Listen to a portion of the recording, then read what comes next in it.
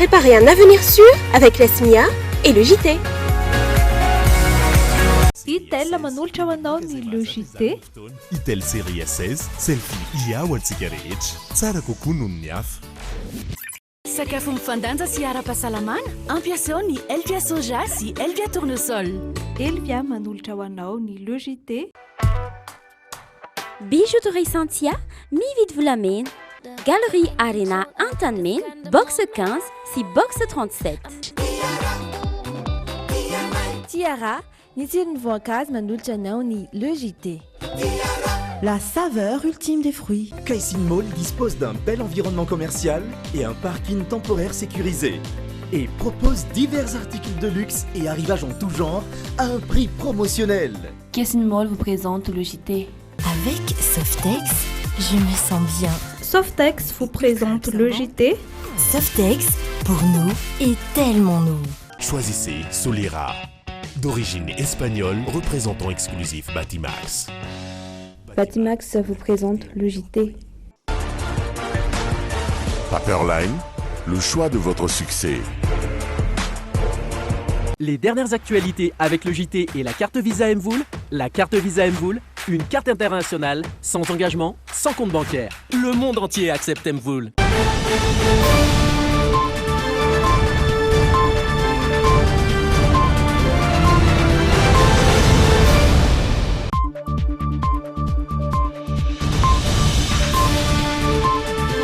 Miarahaba antsika rehetra ny tokantrano tonga soa indray ato anatin'izao le JT izao asaina mpanajana ianao anaraka ny fampahalalam-baovao hatramin'ny farany. Paperline, le choix de votre succès.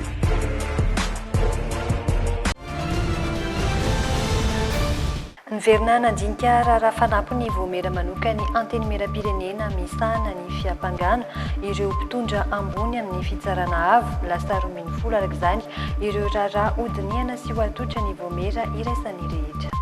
Fa efa ho tapabolana izay no nisy olana amin'ny famatsindrany ny komina Ambonivohitra Fianarantsoa misedra olana lehibe ireo mponina satria dia mahatratra arivo ariary ny vidin-drano any iray bidon izay mbola ahina izay mbola alaina anaty vovo any an-toerana.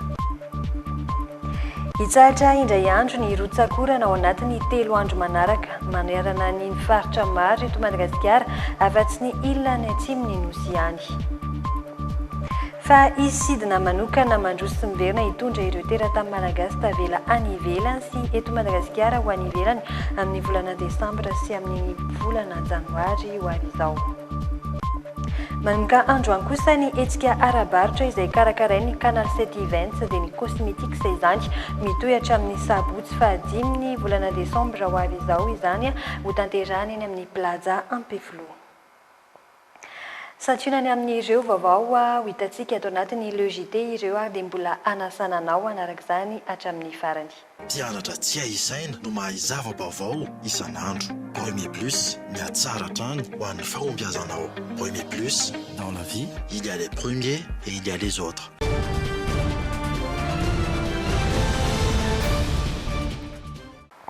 Fa araka nefa natsidika taminao tao anatin'ny lohateny vaovao teo ary dia niverina nandinika raharaha fanampy ny voamera manoka ny antenimera-pirenena misahana ny fiampangana ireo mpitondra ambony amin'ny fitsarana avo. Lasa 12 izany ireo raharaha odiniana sy ho atolotra ny voamera iraisany rehetra. Vinavinaina ho vita mialohan'ity farany ity volana ity ny fivoriana ara-potoana izay asa izay ary dia ho arahantsika ato anatin'ity fanadihadiana manaraka ity ary ny andindiny izay. Rehefa nisy ny fanemorana ny daty tokony nanoloran'ireo raharaha efatra tamin'ny voamera iraisana na ny séance plénière dia nanohy ny asam-boamera ireo solombavambahoaka mandrafitra ny voamera manokana misahana ny fiampangana ireo olona hiatrika ny fitsarana avo.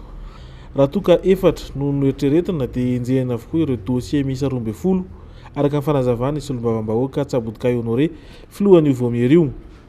Rehefa nantsoina ireo olona voakasika tahaka ireo ministra ohatra dia nisy tamin'izy ireo no tsy teto an-toerana. Misy ireo izay nandefa fialantsiny sady nandefa mpisolovava, tao koa nefa ireo tsy naharenesampeo ary nisy ireo izay niatrika ny fanadihadiana mivantana. Tombanana vita ny fanadihadiana sy ny dingana rehetra mialohan'ny fahataperan'ity fivoriana ara-potoana ity ireo mpikambana 17 ao amin'ny voamera ka ny commission plénière no tomboteny farany amin'ny fiampanganana ty ireo olona voakasika amin'ny raharaha eny amin'ny fitsarana avo. Aorin'izay vao makeny amin'ny mpampanolalana eo anivon'ny fitsarana amin'ny tampony ny dossier rehetra. Fa naneo ny Eve mahakasika ny androm-panjakana manokana miady amin'ny kolikoly na ny pôle anticorruption ireo olona tao Anosikely io maraina io. Tsy mitovy ny hevitra mahakasika ity androm-panjakana ity. Mandeha ihany koa ny fanakianana mahakasika ny nananganany fitondrana teo aloha ny PAC. Tsy ilaina ny famatiam-bola ho an'ny ity sampana ity fa miteraka kolikoly ihany izany. Avy eo raha ny fanazavana ireo olona tsy mbola miparitaka. Eraky Madagasikara ihany koa ny PAC. Manano sarotra ny fandraisana andraikitra manerana no sy hodiniana noho izany ny fanalana elokatsiosany PAC izy ireo izay nampanantena fomba fiasa mivoatra kokoa araka ity fanadiadiana etiny Fenoaza Arianna sy Dolphe Rakotiniana amintsika ity. Araka ny tolo-dalàna ataon'ny solombavambahoaka Idéalson voafidy tao Ampani ny Rojolay 2024 mangataka ny anitsina sy analana andin-dalàna ao amin'ny lalàna laharana 2024 tsipika 2020 tamin'ny volana Aogositra 2024 mahakasika ny androm-panjakana manokana misana ny ady atao amin'ny kolikoly na ny pôle anticorruption dia nodinihana teto amin'ny antemniran-doolona ny mahakasika izany notronindreo loholona sy ny solotena avy amin'ny PAC notsikeraindreo loholona ny tsy fahaiza-manao n'ity androm-panjakana ity sy ny tsy visian'ny mangarahara marina ny fanehoan-kevitra tato amin'ny lampana Anosikely no enoina. Maro ireo raharaha no tonon'ireto olona ireto izay eo ampelantanan'ny PAC izay heverin'izy ireo fa vitan'ny fitsarana madinika ny misahana izany raharaha izany. Ohatra, fampidirana amponja piasa iray ao amin'ny orinasa iray tao Mahajanga fa nahitana vola sandoka raviny iray ny volana aloha tany amin'ny banky. Misy entitra dia entitra ireo olona tao anatin'ny fandraisam-pitenenana mandiso ny fitondrana era-jandarimampianina ohatra tamin'ny fametrahana ity androm-panjakana ity. Raha sitrapoko efa nampisidika teto anao indray mandeha indray matoa hoe manahirana bahira de fond tsy dia ny bahira de fond ny baiko ty firenena ity fa ny mahapetenitsika vao atao sinon apoka basetritsika iadetrano ohatra ny toa nanay tony marana atao kety tanina zany tsy saratra mitonga kory no nanaketena nefa avoaka gazety na présomption d'innocence présomption d'innocence misy ary tam'izany koa autorité de la justice misy raha ny fiavany biako taloha mbola foatiny biako farata fa za dia manao manidiation complètement ampiainan'io na avy nifoagnatario foagna erreur fitondrana nananganan'io aby miaraka amin'ny ORCJ io. Nitondra fanazavana mahakasika izany ny filohan'ny antemniran-doolona sady filohan'ny antoko HVM. Azadino fa tinonona kely sekena fony de séance ny foera-joramakana tsy nananangana n'autre cour de justice. Mahaingana kely zany fa sao de diantsika. Zany nitoriana era-joramakana hoe mahaingana tsy natsanganao n'autre cour de justice. Tsangana izy io de hoe aloha ravanandray aloha. Manoloana ity tolo-dalàna mangataka ny fanitsina sy fanalana andininy ao amin'ny lalàna mifehy ny pôle anticorruption ity miandry ny fanapa-kevitra ireo tompony andraikitra ity androm-panjakana ity. Misy za mesure ohatrany hoe confiscation avant jugement zany na figéazana alohan'ny amoahana didy raikitra kasika raharaha anankiray dia nangatana eo aloha re mba hifanaraka amin'ny zavatra amin'ireo convention internationale dia siniavony Madagasikara dia tokony ho ampiarina ohatra zao zay anankiray faharoa mikasika andreo karazana eloka zay manana endrika arabola sy ara-ekonomika zay misa 20 zay hatramin'izay voalazan'ilay lalàna voalohany hoe amin'ny pôle anticorruption tokony tsara azy dia arakaraky ny apetraky ny décret manodidina zany koa nefany dia io moa zany nangatan'ny député hoe hoesorina daholo reo fa omena ny fitsarana mahazatra nefa zany reo nge pôle anticorruption ary manodidina ny rehetrarehetra misy resaka kolikoly ny kamarony izy rehetrarehetra. naharitra ora maro ny fikaonandoha teo amin'ny samilo olona sy ny paka teto amin'ny anteminy randolona namoaka ny tsy fahafampony mahakasika ity androm-panjakana ity izy ireo. Ny paka eto andrenivohitra no misahana ny raharaha misy eto amin'ny faratanina Antananarivo sy Toamasina. Ny paka ao Mahajanga kosa no misahana ny amin'ny faritra avaratra. Ao anatin'ny ezaka ny fananganana ny paka ao Fianarantsoa izay afaka isahana ny raharaha misy eo any amin'ny tapany Atsimon'ny Nosy.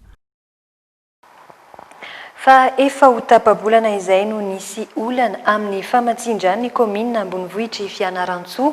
Nisedra olana lehibe ireo mponina satria dia mahatratra arivo ariary ny vidin-drano anatin'ny bidon iray izay mbola alaina anaty vovo any an-toerana. Efa miaritra ihany koa anefa ny akamaroany izay vovo izay satria dia fokontany 50 eo no mila misitraka rano ao an-tampon-tanàna ny Fianarantsoa.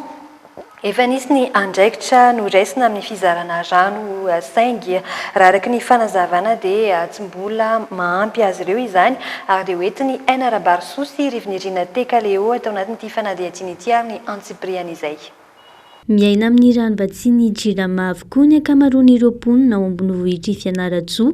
Fokontany 50 eo no mandrafitra azy. Tao anatin'ny tapa-bolana nefa izay dia mitaraina izy ireo. Fa tapaka tanteraka ny famatsian-drano tany an-toerana. Olana lehibe ho an'ireo mponina izany satria manomboka miaritra avokoa na ny vovo na ny renirano ankoatra ny renirano be ny Matsiatra. Efa mahatratra arivo ariary ny vidin-drano amin'ny bidon mavo iray izay mbola alaina anaty vovo ihany koa.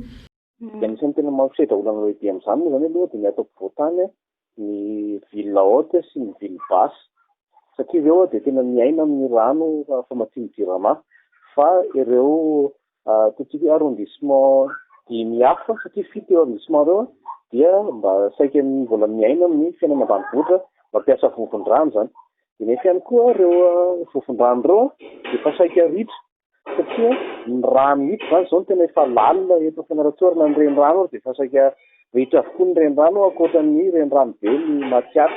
Dia eto Fianarantsoa zao manomboka eo amin'ny 200 ariary hatramin'ny 1000 ariary ny vidin'ny bidon rano ray bidon anankiray 20 litres ny bidon jaune reny zany amin'ny vovon-dranon'olona.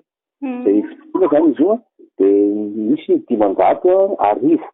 Fa ho an'izay mpiara-monina mba manodidina moa zany mba mifampitsizy dia misy ihany ilay vidiana amin'ny 200 ariary. Tao anatin'izany dia nijery vahaolana vonjimaika ny governoran'ny faritry Fianarantsoa. Nanangona ireo sinibe mpitondra rano zaraina ho an'ny mponina saingy tsy mahahenika ireo fokontany miisa 50 izany. Tsy mbola voavahana nefa ny olana fa vao maika aza ny tombo satria nampisy olana teo amin'ireo mpandraharaha manana sinibe mpitatitra rano indray. Ny fangalana izany avy etỳ Antananarivo. Tsy maintsy misy fitondrana avy any Foibe ve, tsy maintsy miandry ny fanjakana Foibe ve, izay vao afaka omena sehatra mahaolana ety fotony satria ny olana zany dia zao miangavila ireo fandraharaha opérateur ety Fianarantsoa ireo mba hifanome tanana. Fa rehefa mahaolana amin'izay avy any ministera dia mitondra fiarakodia citerne avy any izy izay hofaina avy any Antananarivo.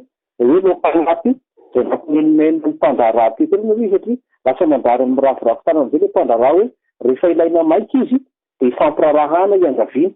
Fa rehefa andoha vola amin'izay ny fanjakana Foibe raha vahiny avy any Antananarivo hoentina makaty dia tsy manana izay frais de déplacement sy izay location citerne avy any Antananarivo izay fotony makaty Fianarantsoa dia iarahan'ny Jirama sy ministra azy dia mampamesa-paham-pirenena ihany fa vola be kokoa zany no manao négociation locale. Miandry vahaolana maharitra amin'ny fiverenan'ny rano amin'ny laon'ny ny mponina Fianarantsoa amin'izao fotoana izao.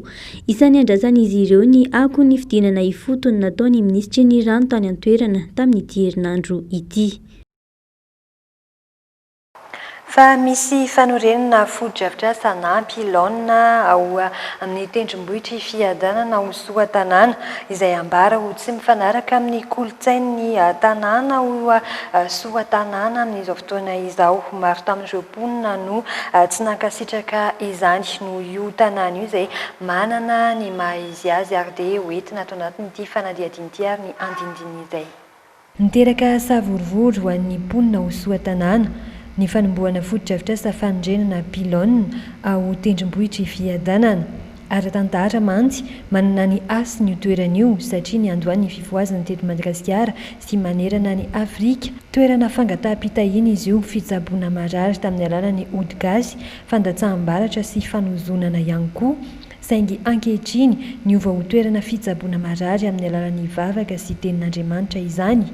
Andrenesana feo avy any Soatanana fa misy fanorenana, misy piquetage santy zany fotodrafitrasa angamba saika kasaina mitana tsato bibe na pilôna anaovana fifandraisan-davitra avy amin'ray amin'ireo opérateur de téléphonie mobile reo.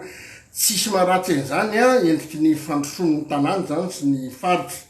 Saingy adinoina kely fotsiny hoe karazana vakoka izy io tendrombohitry fiadanana io zany natsona taloha hoe Ambohidrazana tamin'ny andro Rangarainy Solambo dia toerana fanaovana ny raha fajentilihana tamin'izany raha fitinina zany dia hoe eny ny fanasitranan'olona amin'ny alalan'ny ody gasy, amin'ny alalan'ny vavaka mirazana, amin'ny alalan'ny fampitsampy rehetra.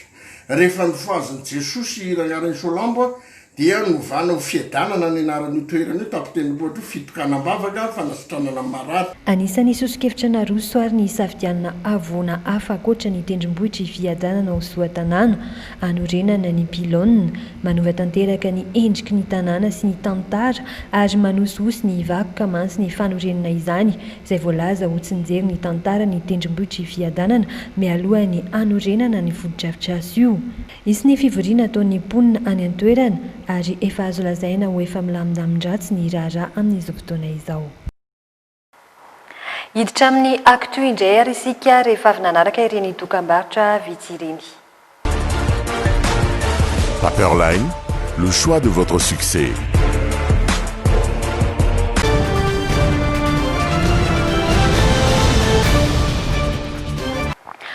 Anomboantsika ny tapany faharoa ny logité mahakasika ny vinavina mety ho toetry ny andro. Hitsahatra indray ary ny rotsakorana ao anatin'ny 3 andro manaraka manerana ny faritra maro eto Madagasikara, afa-tsy ny ilana atsimo ny nosy ihany ary nambarany sampana mpamantatra ny mety ho toetry ny andro etsy Ampandrinomby dia mbola mitoetra ihany koa azany ny hafanana saingy manerana ny nosy. Fantatra fa akoatra ny falitony rivotra iainana amin'izao fotoana izao dia misakana tsy hahafahan'ny rotsakorana milatsaka ihany koa ny ambony izay tsy hita maso any, ka izay no anisany antony mbola tsy iainana ao anatin'ny fahavaratra tanteraka. Hoentin'ny Aina Rabarso sy Revinirina Tekaleony andindiny izay. Hiverina ho maina tanteraka indray ny andro manomboka rahabitso rehefa avy nisitraka rotsakorana kely hatramin'ny alatsinainy teo.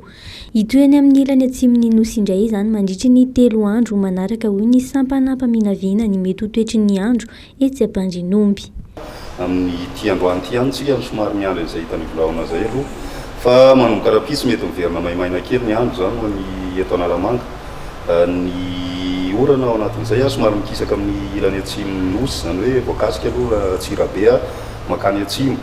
Ny any amin'ny teniny atsimo zany mandrahona kely ny andro ho an'ny 3 andro ho avy. Hafanana zany mbola mipetraka hatrany aloha mety mahatratra any amin'ny 1 degré ny maripana ao anatin'izay.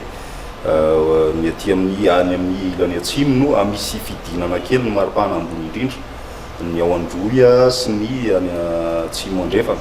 Ny atony moa zany misy fandalovana front moa zany fiantsoana azy na rindraona izy amin'ny teny gasy ngamba mety azahoan'olona azy kokoa. Fandalovana io zany mety mampihana kely ny hafanana amin'ny tapany atsimo. Mbola hitoetra saika manerana ny nosy ihany koa ny hafanana migaigaina manodidina ny 1 degré Celsius. Fantatra fa ankoatra ny falitony rivotra izay iainantsika ankehitriny sy ny toron-tanety, misy sakana tsy ahafahan'ny rotsakorana milatsaka ihany koa any ambony tsy taka-maso any hoy hatrany ny mpamantatra ny mety ho toetry ny andro. Anisany mbola tsy ahafahana miaina anaty fahavaratra tanteraka izany.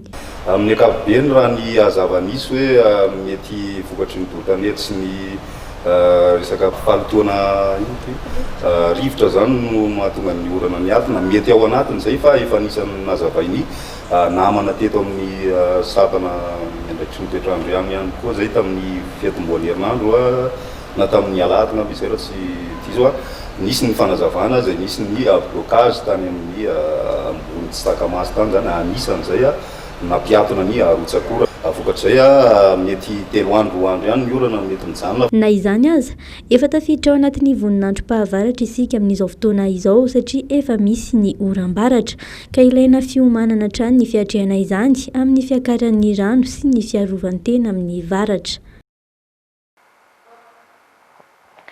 Fa fantatra ihany koa izao fa isidina manokana mandroso sy miverina hitondra ireo teratany malagasy tavela any ivelany sy eto Madagasikara ho any ivelany amin'ny volana Desambra sy Janoary. Isy ny fanaraha-maso ka ireo olona voamarina fa tsy mitondra sy mikaretina Covid-19 tamin'ny alalan'ny fitiliana natao 27 ora mialoha no ahazo alalana. Fanapahan-kevitra izay noraisiny gouvernemanta hanomezana fahafaham-po ireo manana antondrarà aty Madagasikara sy any ivelany. Miisa 5 ny sidina manokana amin'ity volana Desambra ity. Raha toka 4 amin'ny volana Janoary 2024. Amin'ny 12 ny volana Desambra ho avy izao ny sidina voalohany mampitohy ny Paris sy Antananarivo. 4 andro aoriana kosa ny sidina miverina. Amin'ny 17 ny volana Desambra ny sidina fahatelo mbola mampitohy ny Paris sy Antananarivo hatrany ary amin'ny 19 ny volana Desambra ny sidina eto Antananarivo makany Paris mandalo Addis Abeba. Ary ny sidina farany amin'ny 12 ny volana Desambra izay Paris azo Antananarivo. Ireo ny sidina manokana amin'ity taona ity ary mialohan'ny fety. Ito amin'ny taom-baovao anefa izay sidina manokana izay ka hanomboka amin'ny 15 ny volana Janoary ianga Antananarivo makamy Paris 4 andro aoriana io ny sidina miverina. Amin'ny 12 ny volana Janoary ny sidina fahatelo hitondra ireo malagasy tavela any ivelany sy hamonjy ny fianakaviany na hamonjy asa any ivelany. Amin'ny 14 ny volana Janoary kosa sidina Paris mihazo Antananarivo. Izy sidina roa ny 17 ny volana Janoary izay ampitohy Antananarivo ny Paris hatrany ary ianga ao Addis Abeba hihazo Antananarivo ny faharoa. Mipetraka ny fanajana ny fepetra ara-pahasalamana manao fitiliana PCR avokoa ireo mpandeha ka ireo olona voamarina fa tsy mitondra ny Covid-19 tamin'ny alalan'ny fitiliana natao 27 ora mialoha no ahazo alalana andeha amin'ireo sidina ireo. Ireo sidina manokana miisa 12 ireo aloha hatreto no tapaky ny gouvernemanta hitondrana ireo malagasy tavela any ivelany sy hamonjy ny fianakaviany na hamonjy asa any ivelany. Marina fa tsy mbola misokatra ny abakabaky Madagasikara ankoatra ireo izay nahazo alalana manokana ny anatanteraka sidina mivoaka sy miditra ny firenena. Fa zo fototra 4 amin'ireo 20 voarakitra ny fifanarahan'ny firenena mikambana izay efa nankatoavy ny Madagasikara ihany no tafiditra ao anatin'ny lalàna malagasy tato anatin'ny 10 taona farany. Efa nisy ny ezaka saingy tsy mbola ampy anafoanana ny fanavakavahana azy ireo anivy ny fiarahamonina izany hoy ny vovonana itambaran'ireo olona manana fahasembanana na ny PFBF izany Madagasikara izay ahitana olona manana fahasembanana mandidina ny 5 isanjato raha mitaha amin'ny isan'ny mponina amin'ny ankapobeny. Hoentiny Rindra Tahiry sy Stefan Rakotomalala ato anatin'ity fanadihadiana manaraka ity ary ny andindiny izay. Mbola lavitra ezaka ny fampanajana ny zoma olona tokony hananan'ireo olona manana fahasembanana eto Madagasikara ankoatra ny foto-drafitrasa mifanaraka amin'ny tsy fahafahan'izy ireo miaina tahaka ny olon-drehetra dia olona nagaovana ny tsy fisian'ny lalàna ampiarina hifanaraka amin'ny toetrandro. Zo miisa 4 dia ny fanabeazana, ny fahasalamana, ny fahazoana fiofanana sy asa ary ny ara-tsosialy izay ahitana ny kultoraly sy ny fahafahana vezivezy irery ihany.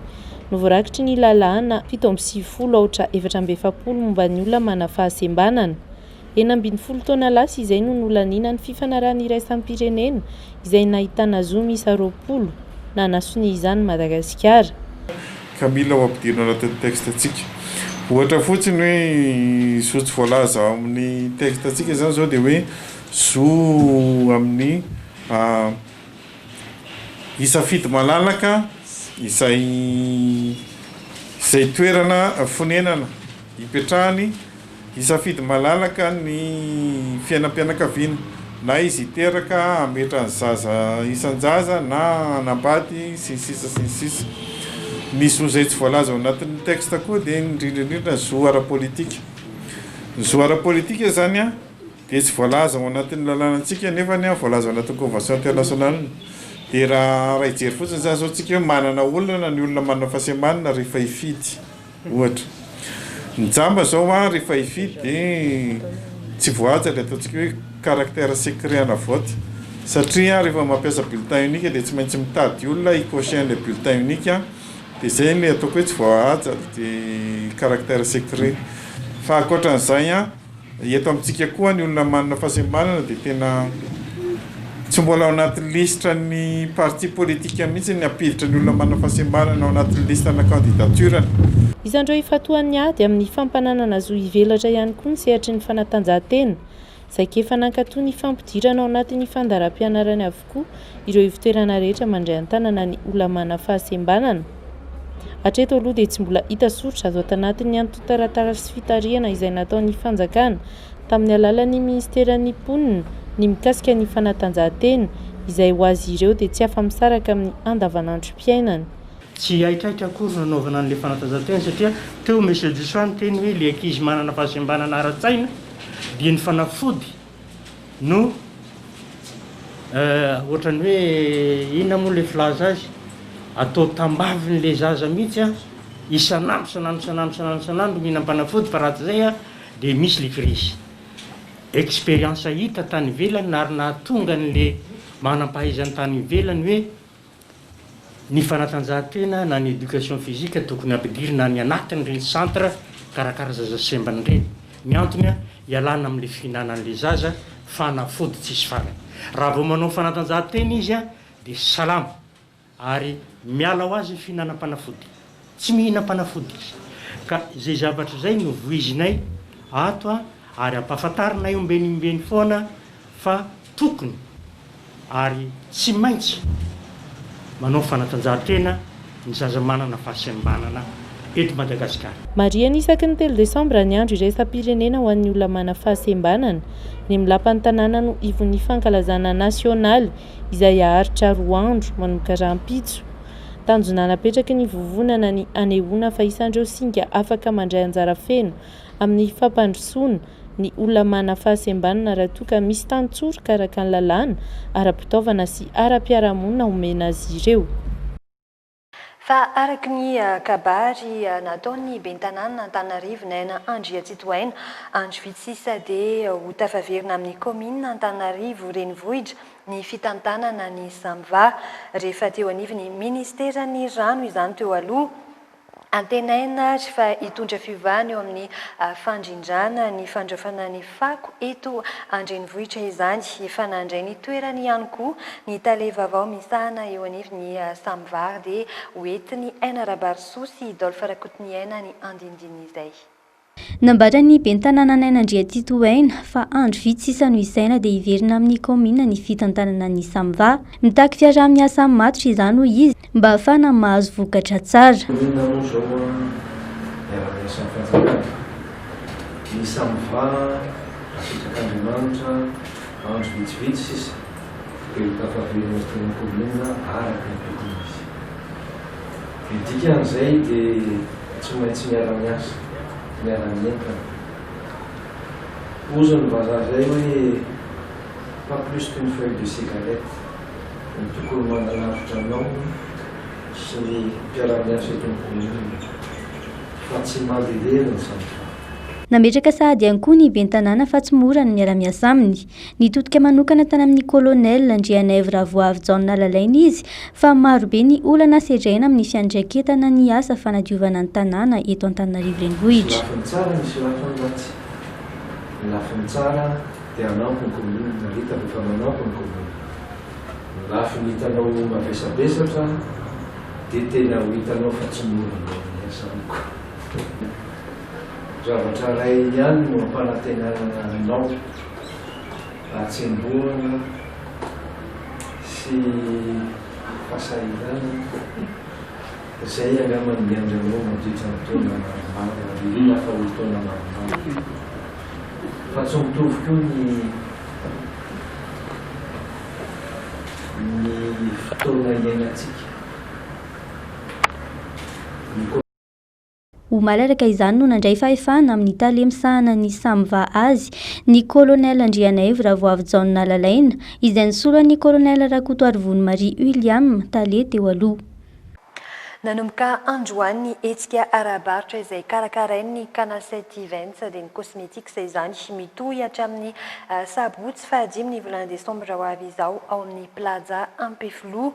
Misy ny fiantsonan'ny fiara azo anto Carde omena lanja hatrany ihany koa ny fanajana ny fepetra ara-pahasalamana teny an-toerana mitatitra ny andro voalohany Fenoaza Ariana sy Dolphe Rakotomiaina. Ety amin'ny plaza Ampeflo ny roa hatramin'ny 5 desambra ho avy izao no ataony hetsika arabaritra cosmetics iresahana manokana ny fikojakojana ny tarehy amam-bika sy ny vatana. Marobe ireo mpandray anjara izay samy manana ny mampiavaka azy. Ankoatra ny fividianana ireo kojakoja ikarakarana vatana ireo dia manome torohevitra ihany koa ireo mpandray anjara. Ny tolotra misy izay aloha atao amin'ny Natura Mania. Misy karazana huile essentielle atao aminay misy karazana huile végétale ihany koa misy karazana argile manao soin capillaire zay dia ny soin de visage ihany koa zay zao ny tolotra misy atao aminay. Dia misy tolotra manokana amin'ny produit vitsivitsy atao aminay misy fihenam-bidy dia afaka tonganareo manontany. Ny tolotra misy ato aminay zany dia resaka shampoing vita amin'ny aloe vera, shampoing vita amin'ny tantely, misy gel facial vita amin'ny aloe vera sy vanille, misy masque vita amin'ny miel sy curcuma sy ireo produits maro isan-karazany. Akora natoraly daholo ny produit cosmétique anay no ampiasana amin'ilay izy.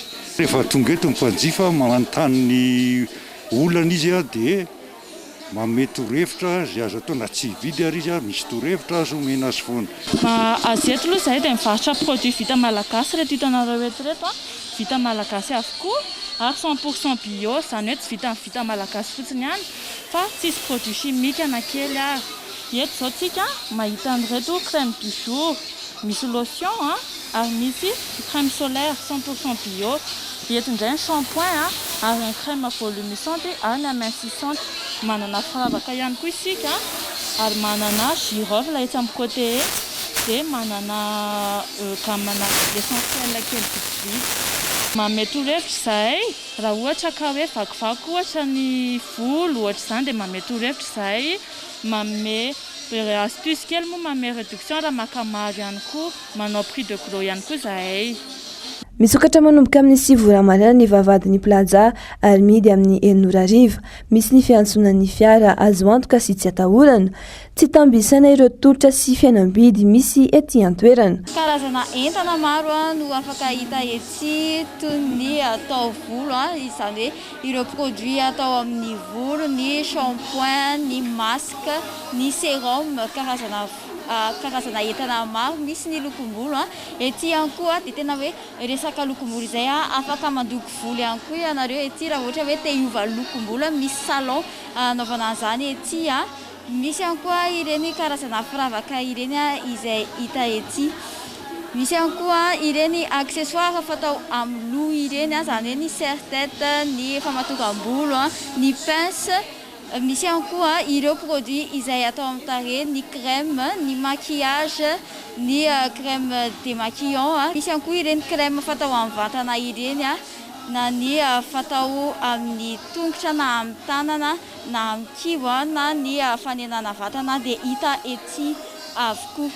Misy ihany koa ny ireny karazana vernis ireny ianareo izay tia mandoko ny tanana na ny tongotra ety dia ahitana karazana lokony sy ahitana karazana style izay vernis izay.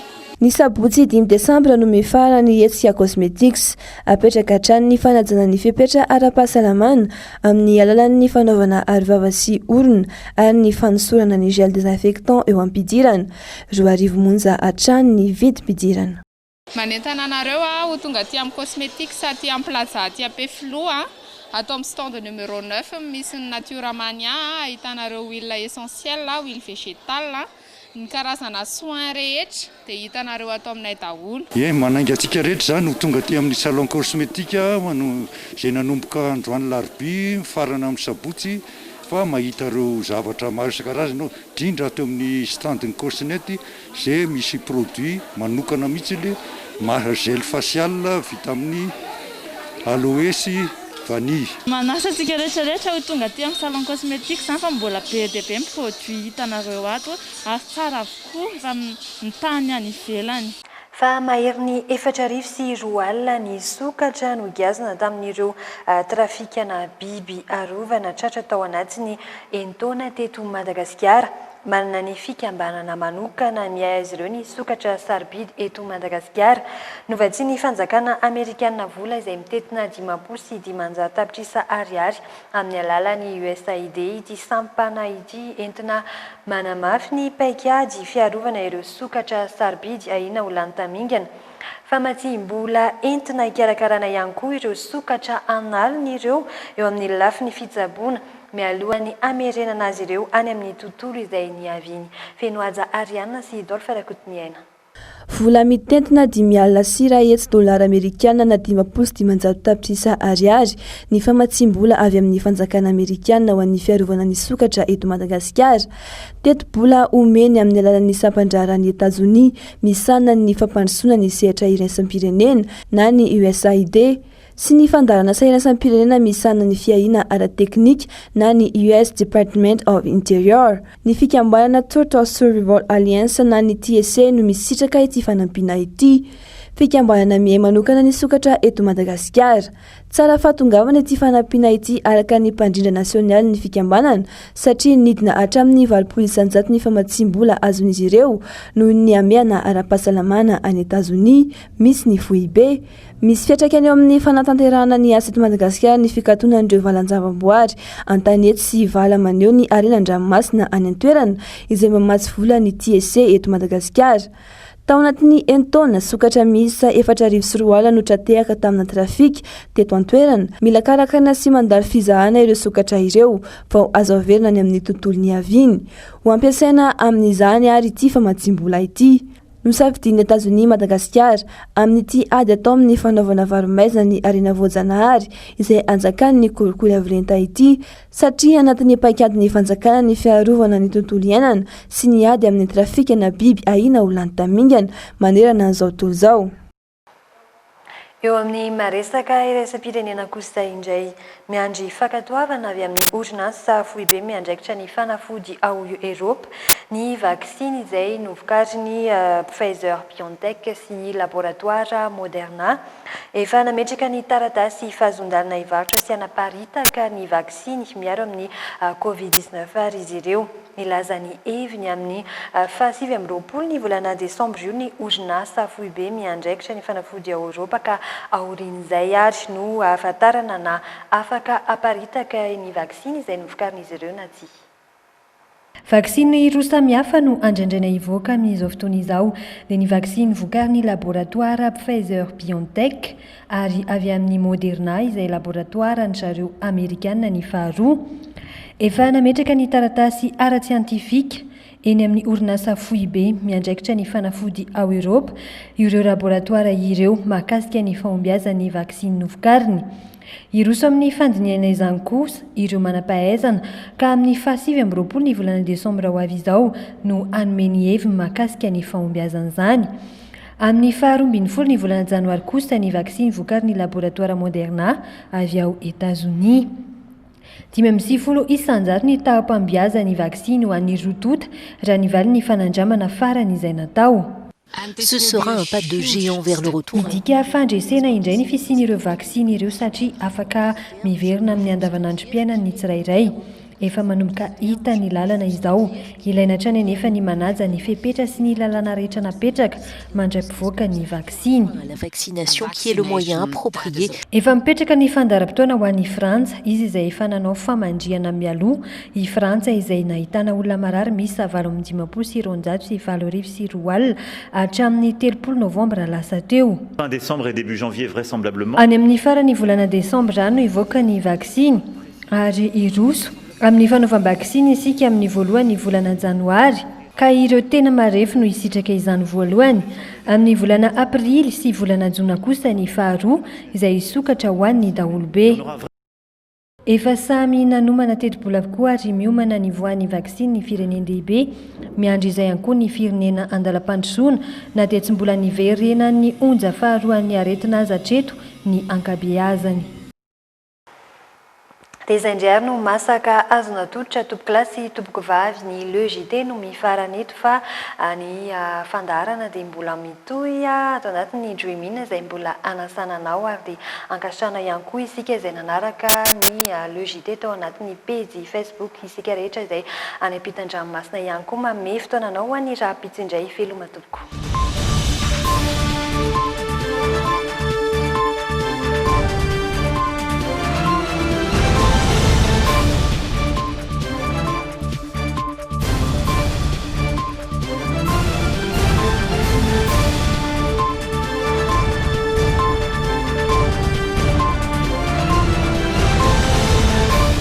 Les dernières actualités avec le JT et la carte Visa Mvoul.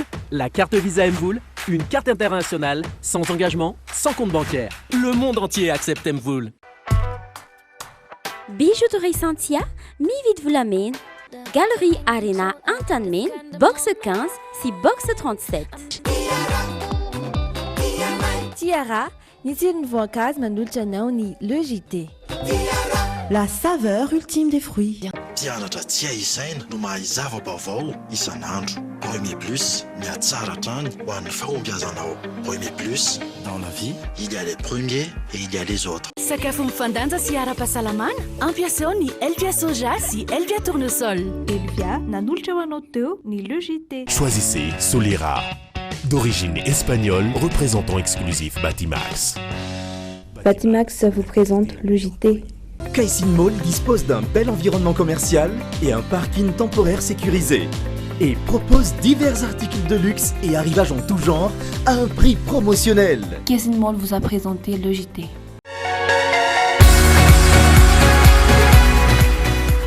Esmia vous a présenté le JT. Avec Softex, je me sens bien. Softex vous a présenté le JT. Softex, pour nous, est tellement nous. Itel nanolotra ho anao teo ny LEJT. Itel série S16, selfie ia ho antsika rehetra. Tsara kokoa noho ny hafa.